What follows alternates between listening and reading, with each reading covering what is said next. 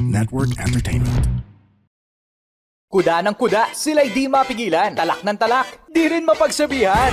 Kaya yan na, ginawa ng podcast, ang Tambalan. Hey! Tambalan na! Welcome to another episode of the Tambalan Podcast. Kwento ng mag-asawang nagbabangayan. Yung ba? Parang medyo ganon ang topic natin for today. May mga insecurity naganap, mga ganon. Sino kaya may insecurity? Si Mr. kaya o si Mrs.? Abangan. Mula sa Mahiwagang Burnay. Ang kwento.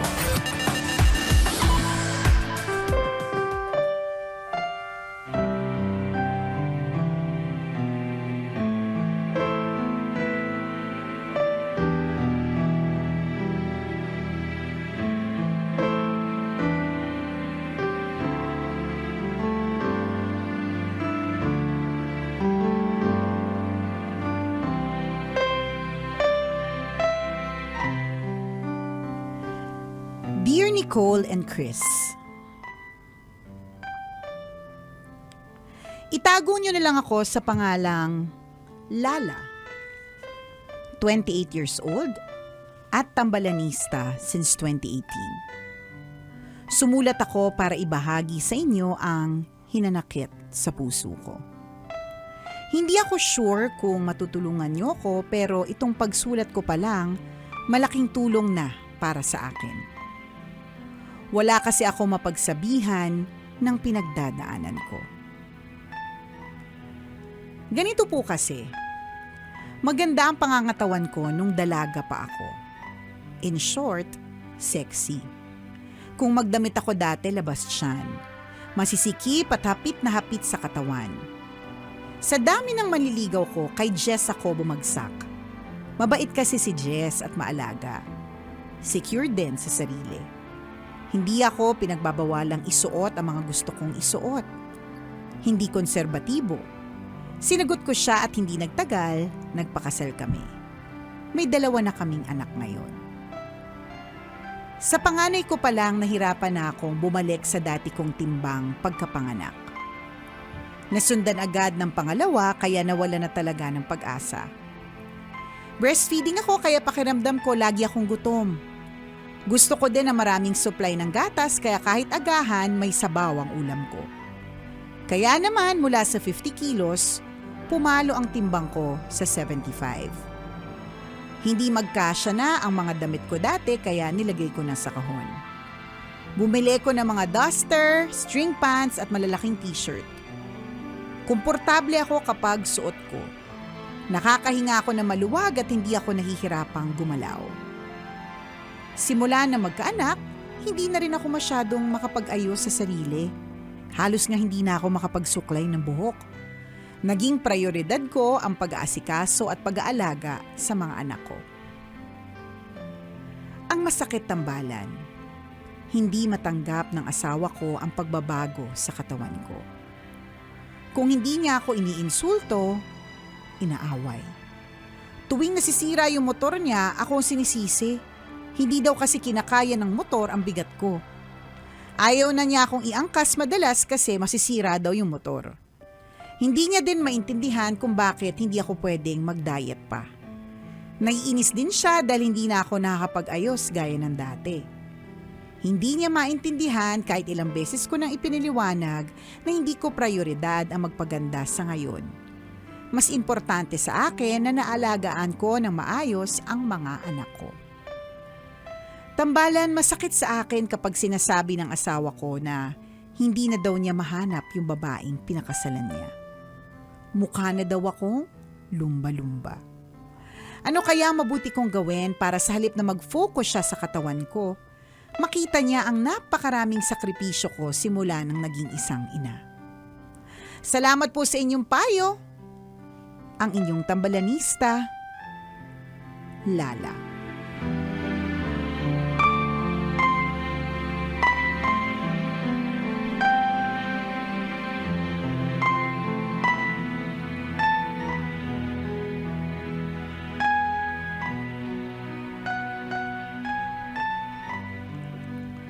Hi, Lala! Ang daming tumatakbo sa isipan ko. Hindi ko alam kung ang kakampihan ko ikaw o ang kakampihan ko ay yung mister mo. Para wala na lang kampihan, ayoko na lang mag-comment. Charot. Usap na lang kayong dalawa. Usap na lang kayong dalawa. Okay, so pagdating naman sa pag-uusap, sabi naman nitong si Lala, hindi naman siya nagkulang sa pag-explain sa kanyang mister na mas focus niya ang pag-aalaga sa anak at wala na siyang time para sa kanyang sarili, yung mga ganyan. So, kumbaga nag-uusap. Si Mr. din naman, ine-express niya rin yun na kaya nga ramdam mo ngayon yung insecurity, ramdam mo ngayon yung kalungkutan, may anxiety ka pa na nararamdaman din siguro kasi nga ine-express talaga ng Mr. mo yung kanyang nararamdaman to the point na hindi ka na pa nasasakay sa motor kasi baka masira, yung mga ganon. Pero hindi ba, Mami, hindi ba pwede rin itong eye-opener? 'Di ba? Sa halip na ang iisipin mo lang ay biktima ka dito. Kawawang-kawawa ka naman talaga, 'di ba? Bakit hindi ito magbukas ng opportunity para sa iyo na makapag-ayos ulit? Kasi pwede naman. Hindi kasi pwede na. Kasi I've been there Pwede kasi siya partner Kasi dinaanan ko kasi yan. Dinaanan ko yan. Ang swerte ko lang kasi nung nabuntis ako kay Princess, nag-start ako na maliit yung katawan ko. Ang weight ko noon was 113 pounds. Ang liit ko noon. Talagang, ang ideal body weight ko, 120. Pero 113 ako. Kasi yun talaga yung kasagsagan na nagpapayat. Nagpapayat ako kasi sabi nila, para mabuntis, magpapayat ka. May ganong may ganong mga sinasabi. Gusto ko mabuntis. So, true enough. For whatever reason, baka nga dahil nga sa weight loss, gano'n, nabuntis. Kaya nung pakapanganak ko kay Princess, bago mag-1, bumalik yung katawan ko sa dati. Na mapayat. So, karga-karga ko yung anak ko, tas mapayat ako. Kasi, parang muscle memory ng katawan na parang ganun.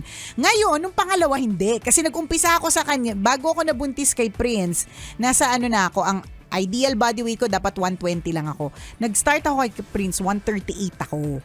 So, ang laki. 'Di ba? Tas nabuntis pa ako sa kanya. Ang laki-laki ko na. Bago ako nung matapos ako sa breastfeeding sa kanya ng almost 3 years. Nasa na ako, yung weight ko bago ako nagpapayat. So sinabihan ka ba ng asawa mo lumba-lumba din? Hindi niya ako sinabihan pero Sabi lang sa'yo, balye na. Oo, ganon. Sabi niya, super fairy na pala yung asawa ko. Charot. Ganon. So, and honestly, Lala, lahat ng sinabi mo, sinabi ko din. Ibig sabihin, dapat makita, hindi na yung malaki. At saka ganito pa, kasi yung asawa ko, chunky, malaki din. So, kumbaga parang, wag kang umarte, malaki ka din. Di ba? In my mind, di ba? Malaki ka, so, wag kang magreklamo kung malaki din ako. Kung ganon. ako super fairy, ikaw Titanic. Diba? Correct. Kung ako, vapor lang, ikaw pang international cruise. Yan. Pang Royal Caribbean. Ganon. Di ba? Malaki. May mga 1,500 rooms. Ganon. So, kumbaga, ang daming excuses. Kumbaga, ang dami kong mga sinabi na ganon. Malaki din naman yung asawa ko. Di match kaming dalawa. Ganyan. Tapos, may mga ganito pa ako. Okay lang naman na na malaki, malaki ako. Alam ko naman sa sarili ko na fresh ako or maganda ako. May mga ganon pa akong mga pasabi sa sarili. Yung mga ganon. Tsaka yan, instead of wearing jeans, bumili rin ako ng drawstring, yung mga string pants. Bibunit ako ng droga. Droga? Kala ko yung sabihin mo. Anong iniisip mo sa akin? Tapos na ako sa sa stage na yan. Umamin! Charot! Joke lang. Wala Bad naman, yun. may sinabi ba tayong illegal drugs? Bad Hindi naman yun. Oo nga drugs lang. Hindi. Siyempre, wala tayong sinasabing gano'n. Wala. Ayun. So anyways, gano'n. Yung drawstring pants. Ang drawstring pants kasi partner, detalye yan eh. So hindi, pagka kasi nakapantalong ka as in jeans, ang sakit talaga niyan. As in, madaming bubulwak. May mga taba talagang bubulwak. Umaalsa talaga. Umaalsa talaga sila. Gano'n. Wala talagang pagtaguan. Correct. Yung likod ko parang may dibdib din kasi may umabot ako sa ganun. Pero ang dami kong excuse na parang, komportable naman ako dito, masaya ako, ganyan. Diba? Hanggang, ano ba yung trigger ko? Bakit bigla ako nagpapayat? Hindi ko rin... Ano yung Hindi, ano yung what made turning you point? decide na parang sige, tama nga yung sinasabi ng mga tao Oo, o yung parang- sinasabi ng asawa ko Hindi- and I'm not taking it against them or yung mga taong yun, 'di ba? Hindi, Oo. nakalimutan ko na yung eksaktong trigger ko. Bali ba nung sinabihan kang fairy ka? Oo, ganon? hindi pa ako na-trigger doon eh. Nung sinabihan akong O, aparador tingnan mo, queen. masyado ka lang sensitive, Hindi. Lala. Hindi. Uy, pero Lala, we understand how you feel Ano lang to, parang kumbaga, yung akala mo hanggang dyan ka na lang, hindi.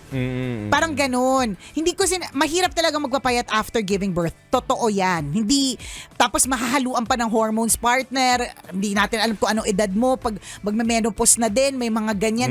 Hindi madikta ng katawan. Pero yung part na nag-aayos, yun pwede mong magawa.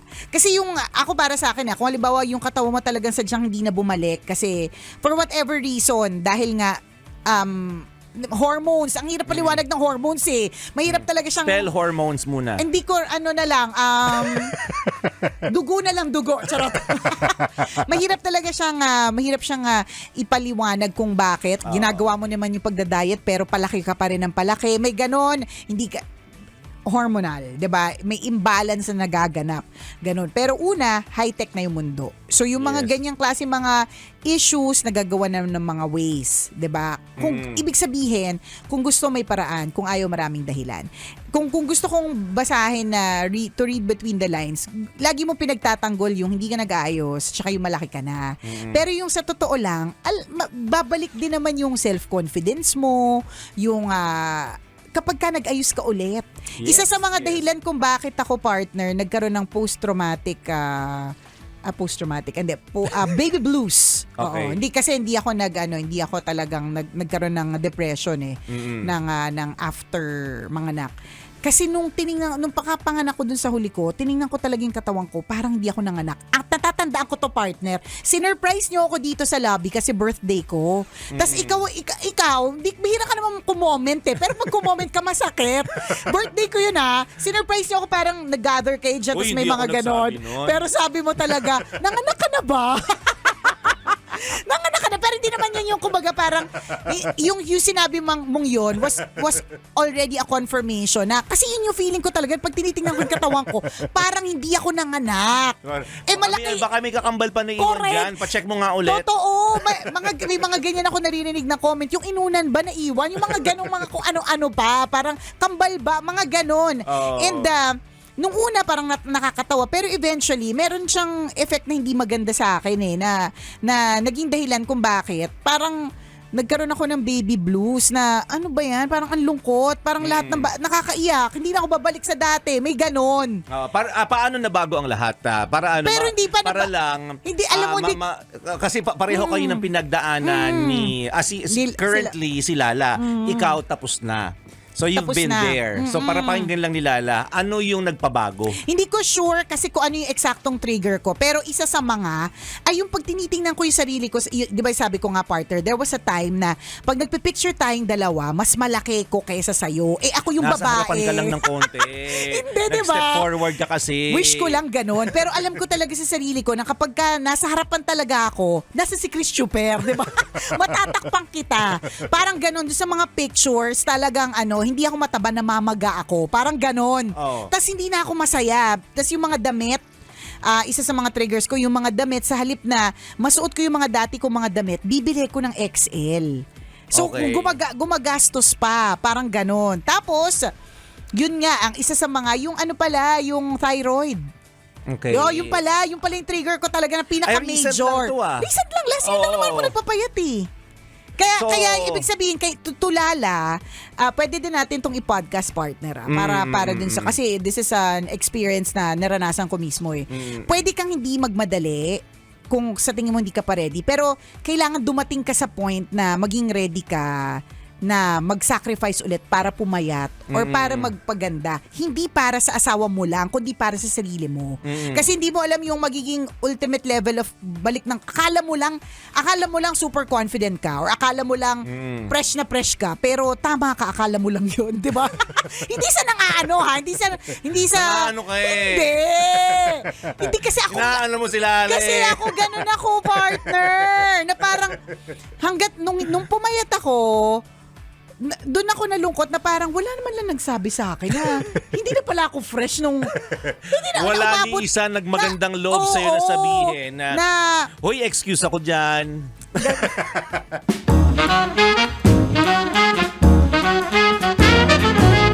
Hi, I'm Red Oliero. Hi, I'm Andren Bernardo. And we are the Bago Matulog with Red Oliero podcast. members. Yes, we are promoting our podcast and sana makinig kayo sa podcast namin. Yun lang. Thank Please. you. Yay. Please, we need money.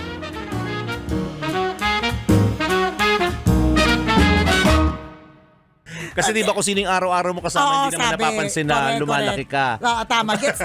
Sige na nga Yung excuse. nagpa-exempt. Sige na nga excuse, 'di ba? Pero Wala ni isa nagsabi sa'yo na, 'di ba? Kasi nga na nag-gain ka ni yung timbangan, hindi ka shinout out. hindi naman ako shoutout kasi wala kaming timbangan. Galit kami. Magkagalit kami nung timbangan, 'di ba? So yung bang ganon. So yung akala mo lang okay, pero akala mo lang okay ka, pero the fact na nagsulat ka, masama yung loob mo, 'di ba? Hindi ka talaga masyadong okay. And ang maganda lang dito sa ganitong nararamdaman mo na hindi ka okay, actually it's okay not to be okay. Totoo naman 'yun. 'Di ba? Pero pwede kang maging okay. Yes. 'Di ba? Yun lang yung sa akin. Hindi mo pwedeng sabihin na hanggang dito na lang, ito na 'yon, 'di ba? Of course, yung being a good parent, given na 'yun. 'Di ba? Hindi na kailangang sabihin, 'di ba, na ang tingnan mo ay yung ginagawa ko kasi dapat sa sarili mo kahit hindi sabihin ng ibang tao, dapat alam mo sa sarili mo na ginagawa mo yung best mo para sa family mo, 'di ba? Correct. And that's good. Yung act lang na yon na pag na-realize mo, pag nag-sink in sa iyo, na process ng brain mo na I'm doing the best for my kids, yun palang Yes. fulfilling na eh. Very good ka talaga Madi-disregard na doon. kaagad kung ano man yung kawalan ng confidence mo ngayon. Correct, totoo. Kasi dapat mas mangibabaw yung confidence mo na nakukuha mo sa pagpapalaki ng anak mo. Totoo naman. Kaya lang hindi, 'di ba? So you have to change your mindset. Oo. Kumbaga parang basta given na 'yon. Talagang may ganyang happiness. Pero may ganito ding problem. Kasi kabisyo nga, Lala, you are not just a mother. You're also a wife. And at the end of the day, at the end of many years, kapag ka yung mga anak ninyo ay umalis na sa inyong mga puder, ang matitira sa loob ng bahay, kayong dalawa ng mister mo. 'Di ba? So, walang body shaming. Kasi ako nga, I've been there. Kaya lang, akala ko partner, hindi na ako papayat. Ang dami kong excuse pag may nagsasabi sa akin tungkol sa intermittent fasting, OMAD, kung ano-ano, lahat yan partner may excuses ako. Exercise, lahat yan may excuse ako. Lagi ko sinasabi, eto, lagi kong excuse. Parehas ng kay Lala. Syempre nagpupuyat ako. Kailangan kong bantayan yung mga anak ko, 'di ba? Kasi minsan lang sila bata. So kailangan pag puyat sila, naglalaro sila, dapat puyat din ako naglalaro, 'di ba? So paano ko ma-endure yung pagpupuyat kung hindi ako kakain? As in lahat, ganun yung mga excuse ko. Lahat, Lala. 'Di ba? Not to body shame, but I've said all those things na akala ko okay lang pero hindi pala okay. Nalaman ko lang na hindi pala okay bukod sa health reasons. Siyempre, health reasons, pagka medyo heavy side ka na, mas malaki talaga ang posibilidad na mas malapit ka sa iba't ibang uri ng sakit. Totoo yun, yung mga bad cholesterol, mga ganyan. So, na-realize ko lang lahat yan nung pumayat na ako ulit. Na, okay, ang dami ko palang excuse noon. Totoo. Parang pinilit ko na lang tanggapin nila ako ng ganito ko, pero hindi naman pala. Dapat, or kumbaga in other words, meron palang magagawa pa. Yes. Yun eh. Parang, it's not the end of it. The bottom line, Lala, I'm encouraging you na mag-ayos ulit. I'm encouraging you na maging masaya ulit sa sarili mo at maging masaya din yung asawa mo sa pagtingin niya sa iyo. Ganon na hindi sa not for anything, pero ayaw natin na magkaroon ng rason para tumingin din sa iba. Parang ganon. Yung isa ko nga friend partner, ewan ko, nakwento ko to dati sa radyo eh. Ang ginagawa niya, para daw yung kanyang mister ay hindi pumunta sa mga, kasi minsan may nag-aaya yung mga kaibigan eh. Oo. Pupunta sa mga beer Sa house. Patay Sindi kung Ayan, tawagin ng mga ganon. tatay noon. Totoo. Noong araw, Oo, sa nung Patay araw. Sindi sila Yan. pumupunta. Hindi ko alam kung ano na tawag ngayon sa mga clubs, Oo. mga may Ano mga basta may mga babaeng kulang sa saplot, ganyan, 'di ba? Mga babaeng hindi natatakot sa pulmonya, ganon. Yan. So, syempre minsan 'di ba may mga ganon daw yung mga friends ng kanyang asawa, nag-aaya sa ganon. So, ang ginagawa niya, talagang ito yung ginagawa ng kaibigan ko ha. Ayaw niya mapumunta doon yung kanyang mister. Gets niya na parang it's a boy thing, ganyan, blah, blah. Pero hindi niya matanggap yun. Ako din, ayoko din ng ganon. Kumbaga, pwede kayong umalis na magtotropa, pero wag na kayong pumunta din sa mga babae-babae. So, ang ginagawa niya, partner, ano siya, dutiful wife, and also a pokpok in kalahating kalahating misis. Correct. Siguro nagtayo din siya ng pole sa bahay. Meron! At pole dancer siya doon. Meron. Bumili siya ng boots na mataas. Nag-aral siya ng pole dancing. Ganyan, nag-set up siya ng pole sa gitna ng bahay, 'di ba? Kasi sa mga oras na kailangan ng asawa niya ng pole dancer na kulang ang saplot, pwede din siya. So kalahating misis siya, kalahating pole dancer. So ibig sabihin, parang ginawan niya ng way, wala lang, hindi kita, ayokong isipin mo na nag-victim blaming, body shaming ako, hindi, wag mo isipin yon. Kung wala ka pa sa zone na pwede ka pang mag-improve or magbago, ganyan, it's okay. Kanya-kanyang time yan. Kanina, partner, di ba, tinanong mo, ano ba talagang trigger ko? Kung ano-ano muna yung nasabi ko, pero sa totoo lang, ang naging trigger ko nga pala is yung nalaman ko na meron akong bukol sa thyroid. Tapos na-realize ko na may mga celebrities, tas may mga kakilala ko na nung tinanggal yung thyroid or nagkaroon ng thyroid issue, lumaki ng sobra. So kung nag-start ako na gano'n na 152 pounds ako, tapos may thyroid issue pa ako, na pag tinanggal siya or whatever kung ano man ang gagawin, tas lalaki pa ako, baka naman talaga maging na ako. Baka sakyan na talaga ako ng mga tao kasi barko na ako. So yun yung naging fear ko, parang health-wise. And then doon ko na lang na-realize after nung pumapayat ako na, okay, masarap pala na ang blazer ay nasasara at hindi siya nakakapa lang. Kasi may mga blazer pala ako na parang nilalagyan ko na lang ng sando sa loob, ganon. Tapos pili ko ganda-gandahan ako, ganyan. Pero sa totoo lang, ang blazer na yun is meant to be closed. Parang mga ganon. Sabi ng blazer, nagamit din ako ng tama. Ay, salamat yung mga botones, di ba? Hindi na masyadong nag-a-class, di ba? Yung ganon. So, kaya madami akong nasasabi kasi I've really been there. And at yun na mas maganda kasi it's coming from a first-hand story of correct. Nicole. So, pakinggan mo yun. Totoo. At it took a lot of years. Kasi 2018 ko pinanganak si Prince. Kailan ako nagpapayat? Last year lang. Kaya nga sabi mo, partner, di ba recent lang yun? Recent lang talaga. Last year lang talaga. So, ibig sabihin, matagal na struggle yun, Lala, for Nicole before she realized na teka, I have to do something for my body, for myself. For diba? myself. Ganon. Yun lang.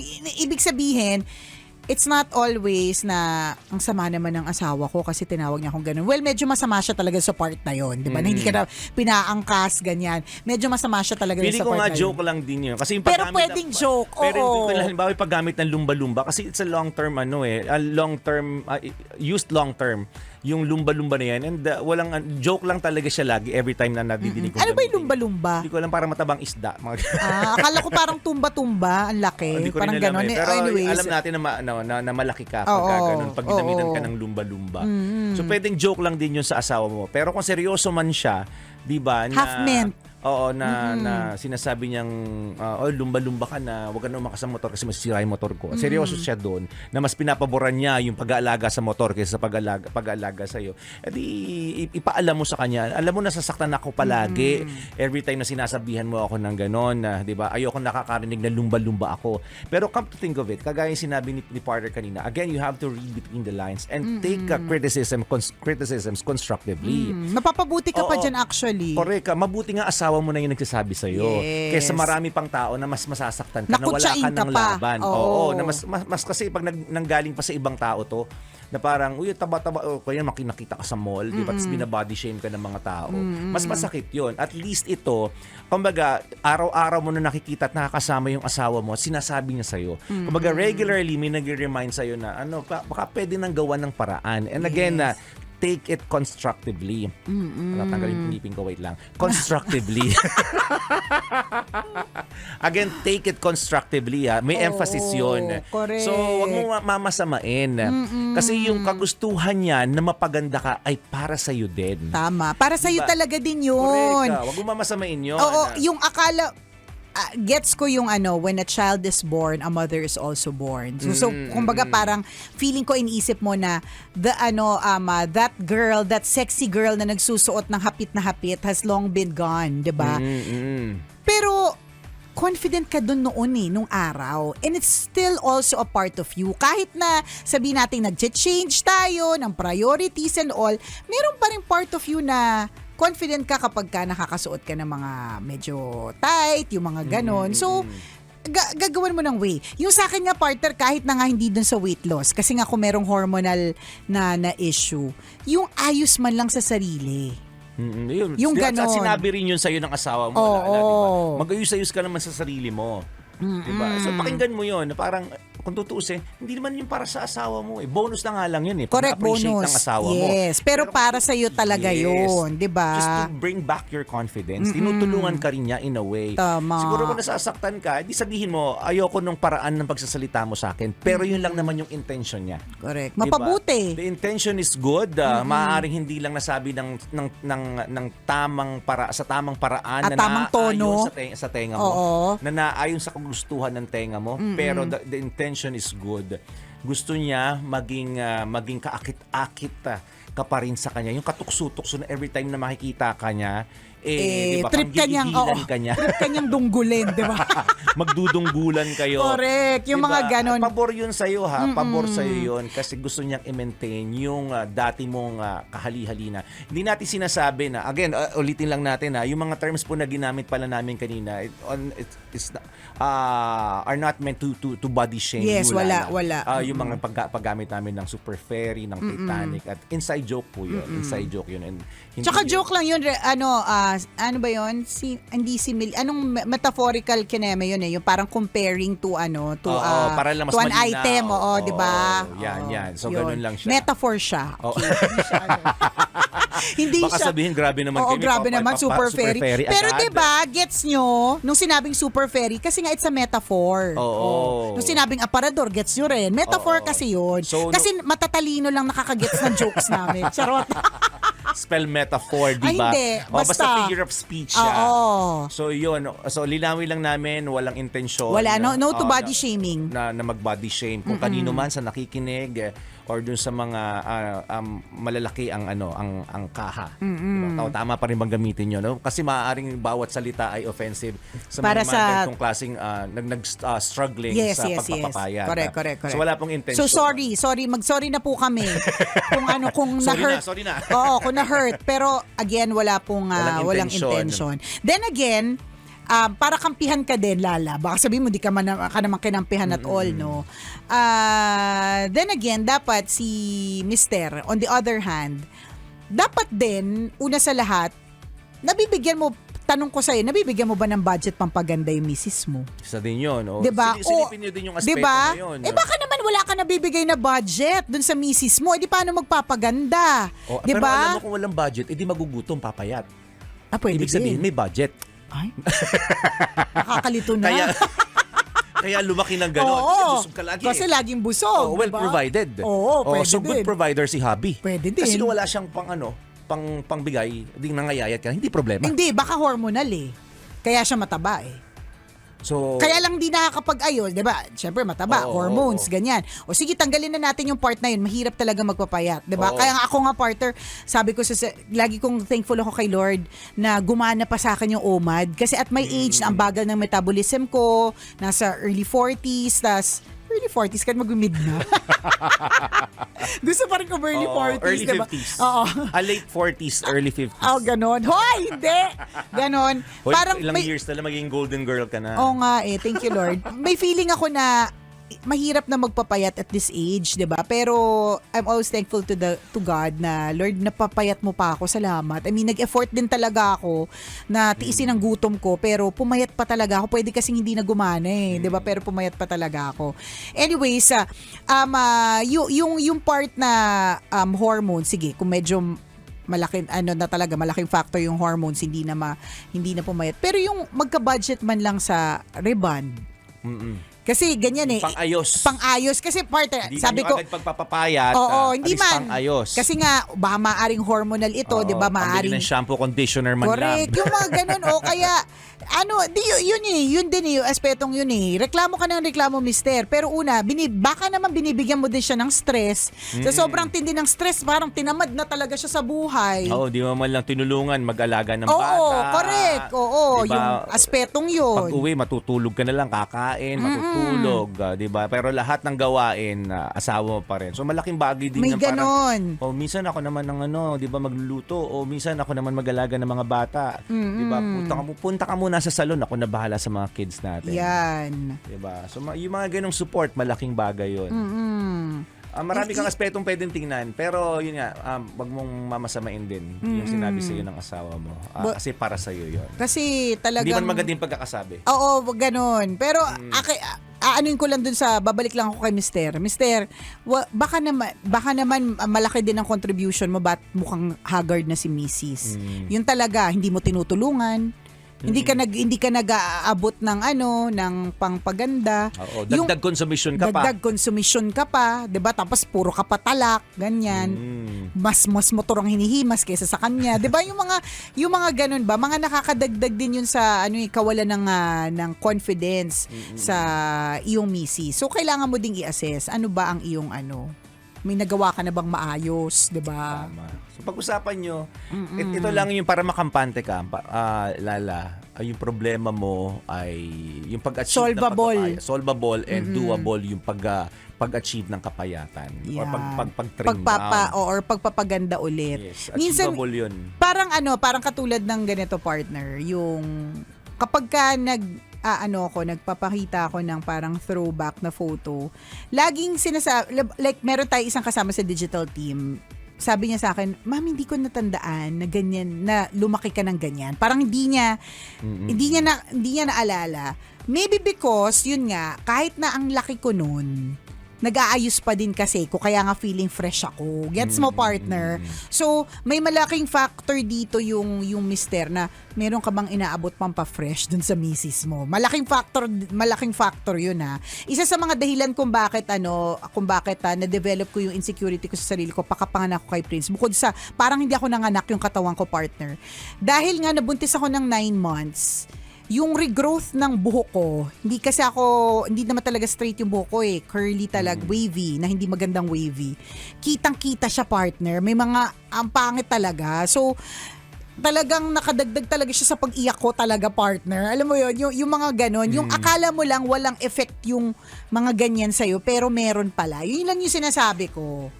Kasi ramdam ko tong si in denial in some ways, itong si Lala. Wala lang. So we hope na naka-help somehow. Pero if you decide to, it's still up to you. If you decide to remain as is, ganyan, at naniniwala kang hanggang dyan na lang, nasa sayo naman yan, di ba? Sayang naman yung halos 45 minutes namin. Kunentuhan ka kung... Mag-airport pa nga kami, pinahaba lang namin sa Correct. podcast.